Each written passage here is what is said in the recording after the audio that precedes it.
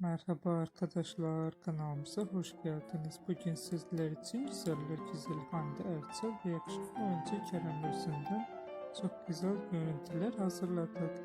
Kerem Bürsin ve Hande Erçel çifti Sen Çal Kapımı dizisinde başrollerde oynamış ve herkes tarafından çok beğenilmişti. Onlar sevgili olup ayrılmıştılar. Herkes gibi biz de onların barışmasını bekliyoruz. Biz de sizler için onların en güzel ve en romantik karelerini hazırladık. Bu videoların devamı gelmesi istiyorsanız kanalımıza abone olup yorum yazmayı unutmayın. Kanalımızda daha birçok video bulabilirsiniz. Bizi izlemeye devam edin. Herkese teşekkür ederiz.